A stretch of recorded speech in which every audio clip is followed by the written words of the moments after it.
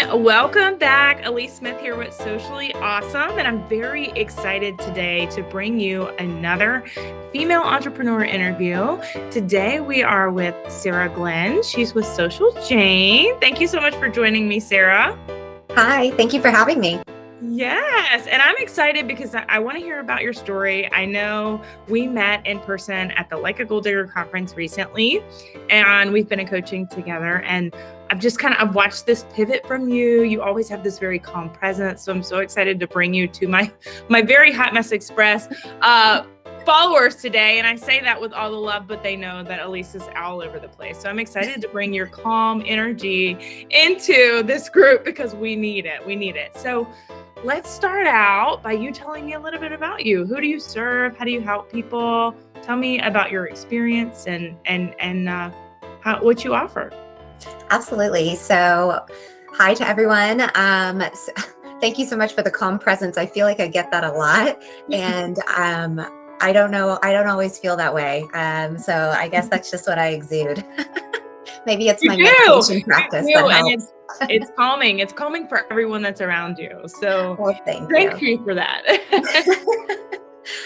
So let's see a little bit about me. I'm serving the hardworking entrepreneur woman that maybe doesn't have any clue what she's doing. She's looking for that guidance of how to discover what is lighting her up, the things that she finds joy in, and really being able to nourish those parts of her in a very authentic way.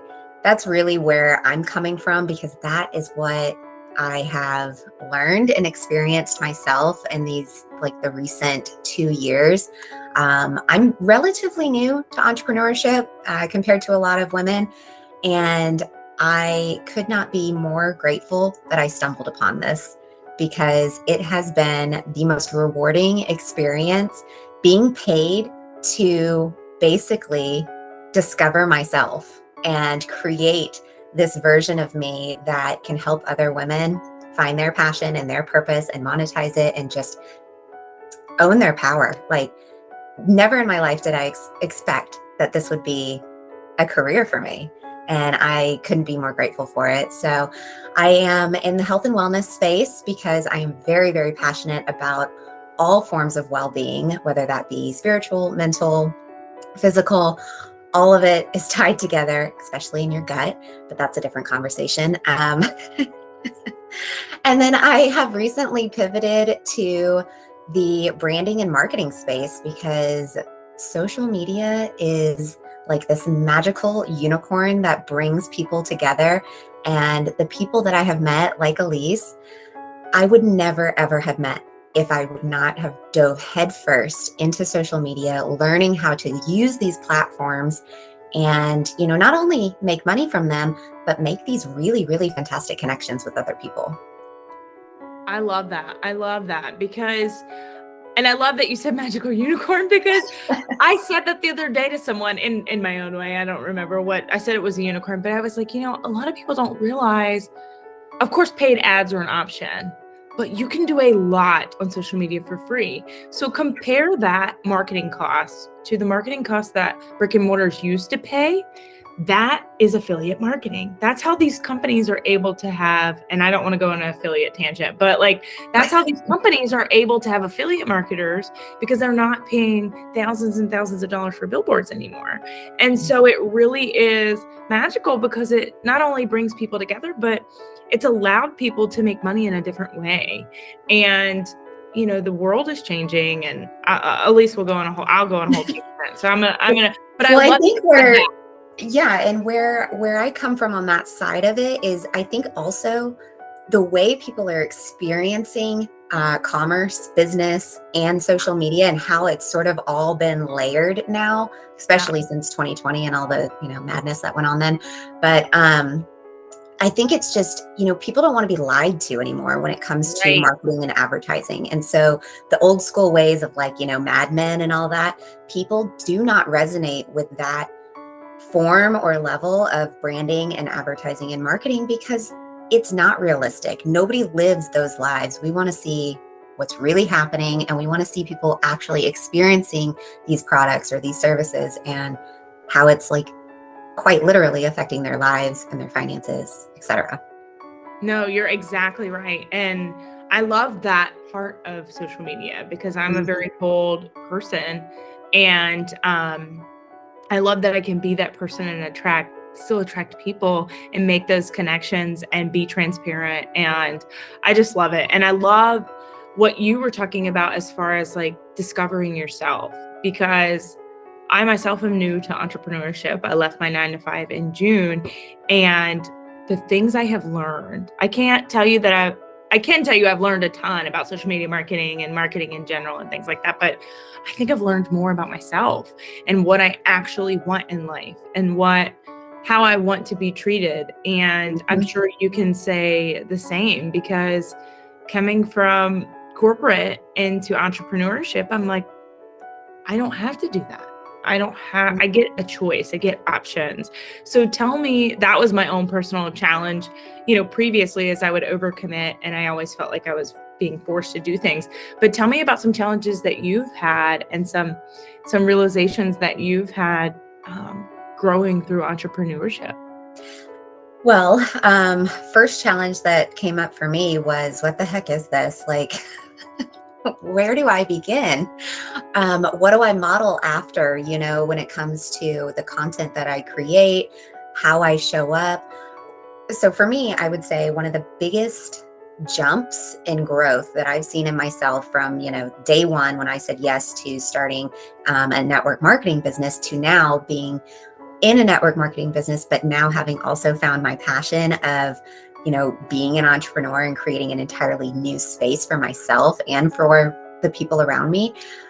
The biggest shift I've seen is, instead of trying to model after, everybody else you're seeing on social media. Okay, here's this really successful entrepreneur. I'm going to go ahead and be like her. I'm going to go create content like her, have it look the same, sound the same, all the things.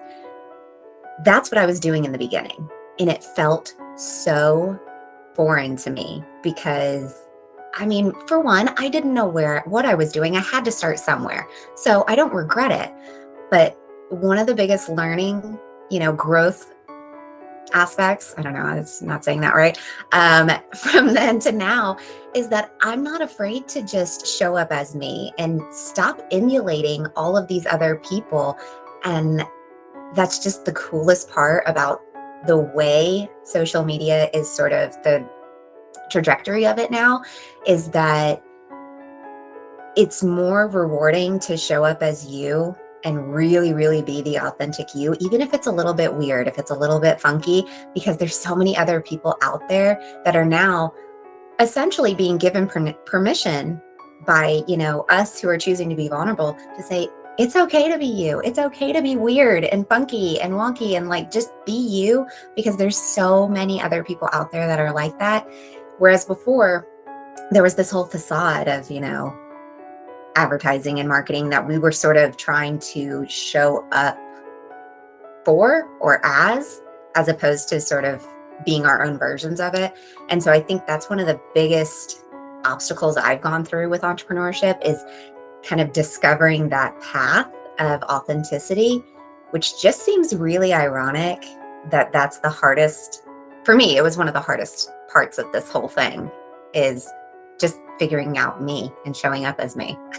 You would think that'd be the easiest thing. Right. No. I'm resonating with everything, because, and I think I did a reel about it a couple weeks ago, but I said, as a child, I was always told I was too loud or too talkative or too in your face, or I don't even know a great word to use for it, but like, not conceited, because I never came across as conceited, but like bragging or boastful or whatever you want to say, and like all of these words. And I'm like, as a child, I was told that, oh, you might hurt someone else's feelings.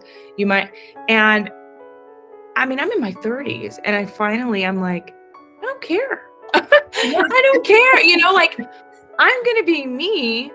And I'm in a very small town in Mississippi, and, a lot of my friends on Facebook are from high school and things like that. And they're like, oh, here she is again, but there's also a whole other tribe of women out there who have said, you've helped me in some way. Yes. or you have resonated with me in some way. And I'm like, you know what? That just shows how small our circles are growing up and Mhm. how there are so many people. So, I mean, I'm completely understanding what you're saying because, you know, I suppressed that for a while to try to fit in because as a child, you're told you gotta fit in. But Yeah. as an adult, I'm like, no, no, I don't. And through this entrepreneurship journey, I'm like, I don't want to do that anymore. I don't want to do Mhm. that anymore. I know what I want. And that was one of the things I was asked when I first got into a coaching program was like, what does Alyece want? My coach asked me that. And I'm like, I can tell you all the things I don't want. I Yeah. can't really tell you what I do want. And she was like, okay, let's make a list of things you don't want. And then that way, so it is the hardest thing. It is Yeah. the hardest thing Yeah, the because self-discovery aspect to entrepreneurship, and I don't think you're ever really done with it. It is no, it's ever right. evolving. I mean, who I am today compared to 6 months ago, like growth, it's Yeah. always happening if you allow it to happen. And if you're like brave enough to just let it happen, because sometimes, most of the time, I mean, we are not necessarily in control of everything. It's really just the universe kind of and everything coming together.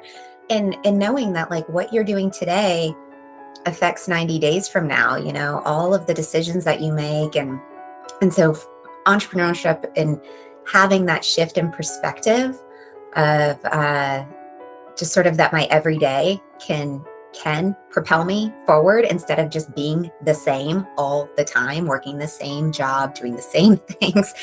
Like no problem if like you like consistency, that's fantastic. I understand that. I do have a level of consistency and routine in my life, but at the same time, when you shift your brain into that entrepreneurial brain, you start to utilize every experience that you have, big and small, because it is a learning opportunity and it's a way to like further your self-discovery and clarity on your purpose of your business, all that stuff. No, you're absolutely right. And I hope that and it somewhere, inside, I hope that even the females out there that don't choose entrepreneurship understand how important the self-discovery aspect is. Not everyone wants to be an entrepreneur, No. but I often wonder if I would have ever started to see that growth and see that shift and finally feel like I know exactly who I should be, who I want to be, where I'm going. Like for the first time in my life, I feel like I have clarity. Hmm.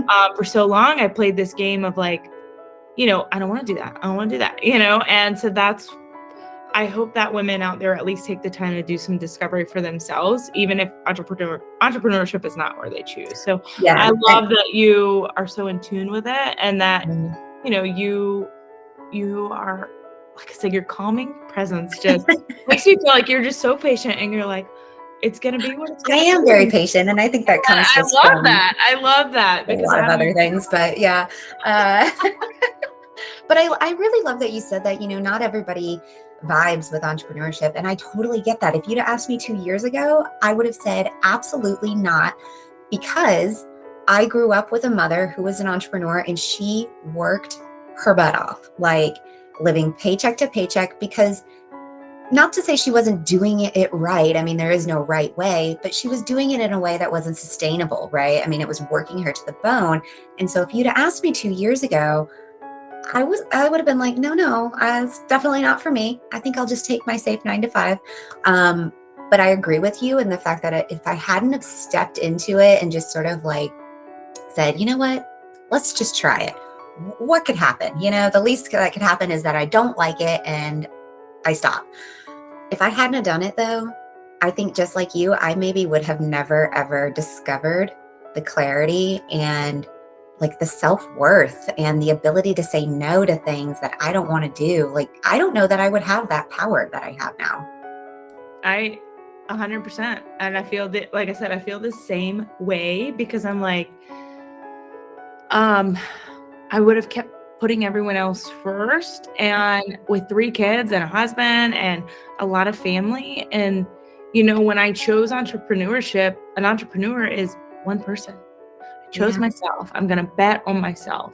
Hmm. And it kind of forced me to put some of my own needs first. And, you know, it's hard in the beginning because you're figuring things out. And I would say there's probably years of discovery still ahead of like, oh, I tried this route for entrepreneurship. I don't like that one. Go this way, you know, but like, yeah, no, I'm so glad that came up because I feel like a lot of people don't understand that as far as doing that discovery. And then, you know, we all as humans are wired to have a fear of being alone. And so many people are afraid to be authentic, afraid to step outside the box because they're scared they're going to be alone. And everything, I could take any problem. I guarantee you won't be alone. I know, I could take any problem in the world and bring it back to the fear of being alone. So let's get back to Social Jane though, because I could tangent about discovery forever. So tell me, you mentioned briefly that you've kind of pivoted into not necessarily getting away from health and wellness because you're very passionate, gut health, of course. But how, you know, branding kind of spoke to you. You're really good at it. I know people were reaching out to you about it. So tell me a little bit about, I think you have something coming up for branding. Tell me about what you've got going on, how people can reach out to you and get in touch with you about branding. What does your branding world look like? So I came into some clarity recently around branding and marketing because while on this entrepreneurial journey, I sort of discovered that graphic design and just sort of the aesthetics of all of the content that I was putting out there, I was getting a lot of conversation back to me of where did I find this thing? How did this, you know, come about? And I finally recognized, and this was something I was totally unaware of, was that, oh, well, this must be a strength of mine. And obviously I'm having a lot of fun doing it. And I think that's actually why I didn't recognize it as a business opportunity, is because I was having so much fun doing it. And when you're having a lot of fun doing something, you don't think about the money part of it. You know, when you're having a lot of fun doing something, money is usually not the driver of it. You know, if you think about all of your favorite things to do, is it because you're making money at it? Most likely not. And so it obviously took me a little bit of time, and it took other people coming to me saying, hey, I am really loving the aesthetic of this. I'm loving the branding. How did you do this? And all of these questions, when I finally, the light bulb went off and said, oh, well, I need to stop keeping this a secret. All of these things I'm learning, I need to be sharing this with people. Because there are so many other women out there, whether entrepreneur or they just want to show up as their best selves, you know, through their socials or for their businesses. They need to know these tips and tricks, right? So I do actually have a free workshop that's happening on November 17th. We're going to be diving into Canva. It is a free design app. There is a paid version, but we're going to try to stick to some of the free stuff so it is accessible for absolutely everybody. And it is just a really, really fun way for me to connect with all of you guys, show you the things that I've learned, and just dive into a lot of these functions and features that this app has that maybe you just haven't played around with yet. And we'll have a couple days of bonuses where we can build out, you know, your Facebook covers and all that kind of stuff. So you can actually get some real results and some real work done by taking a listen to, you know, these bonuses and taking part. Awesome. And I will, for anyone that's listening, if you're watching this on, you know, Facebook or YouTube, or if you're listening on my podcast, I will make sure that you have a registration link, or how do you want people to register for it? Yeah, the best way would be to click the link in my bio for inside of my Instagram. It's at Sarah Jane Glenn, Sarah with H. And so, yeah, my milkshake link has everything you'll need there. And my Facebook group name is Social Jane. So you can also find information in there. And that is where the workshop will be streamed. Perfect. I will put I'll put the links, direct links in the show notes as well. And then of course, if you're on Facebook, because we don't do captions in the or links in the captions, check the comments, but I'll make sure that all of Sarah's information is linked for you to be able to access, because I think you could learn a lot from Sarah. I know I get a lot of questions on branding, and just people are always asking me about Canva trainings. I actually had 2 DMs last week about it. So I'm excited to go back to them and say, go to Sarah, because I haven't done a Canva training in a minute. And I have a couple in my group, but I'm excited because I think they get so much more out of watching live and participating. So I know of 2 ladies that have asked me about Canva. So I'm definitely going to get the link out of your milkshake and send it to them, because I think it's important for people to participate and be able to ask questions. Recordings are great, but asking questions are prime is key. So, well, I appreciate you being here and talking with me so much more today. I just, like I said, you just made me feel so much calmer. I'm gonna keep saying that, and I'm just gonna have a great day now, because I've Well, maybe my second life can be like a yoga meditation teacher. Maybe that can be my second life. Yeah, yes, you should. Oh my gosh. Yoga retreats on the beach. Let's go. I'm here for it. Right? I have my big beach behind me, and occasionally I blend in with it because I wear a lot of blue and I wear a lot of plaid. But I wanted to ask you too, side note before we end this thing, tell me about Social Jane. Where did that come from? Where did Social Jane? Because your name's Sarah. So like, tell me. So yeah, I know it doesn't seem to fit. Tell me how it fits. So my real name is actually Sarah Jane. Okay. My mother's name is Jane. And when I was growing up until I was about 18, everybody called me Sarah Jane or SJ. I mean, it was just, that was how I was known. Anybody that knows me from back in the day, that's still what they call me. But for some odd reason, when I started filling out college applications and, starting to adult, basically, the Jane just sort of got dropped. Like nobody was recognizing it. It was just assumed as my middle name, I suppose. And so I was like, well, I'm just not going to fight the fight my entire life. So I'm going to be Sarah. But honestly, ever since then, I feel like I've kind of been living a half truth, because to just say Sarah doesn't really sound like me, because I just didn't grow up that way. Oh, that is cool. Yeah. And my husband actually came up with Social Jane because we were sort of spitballing some ideas. And I'm like, I really want the SJ, I'm thinking ahead because of branding. And I'm like, what is the logo going to look like? What are all of the variations of the logo going to look like? Let's come up with something. And he's like, what about Social Jane? I said, oh my God, I love it. So it really just encompasses somebody who loves food, loves to talk, loves to connect. Just social in general. Yeah. Networking and bringing brand. Oh man, I love that. Okay. I had to ask because I get asked a lot about the spelling of mine. And you're right. With branding, you have to think visionary. You have to think, where's my brand going to be, in the future? Because we all hate when Walmart rearranges the aisles. Well, people don't like when you change your logos and stuff because it's not recognizable. So I love that you are thinking. And you have to feel connected to it, and so I sat with it. It's kind of like coming back to your authentic self, it's all tying you back to your authentic self. So I absolutely love that. Thank you for sharing. I was like, I hope she doesn't mind me asking, but no, not at all. And I wanted to mention too, if anybody in your audience here, like, if you're into recipes, cooking in the kitchen, all that kind of stuff, I do a lot of that in my group as well, because just food is love.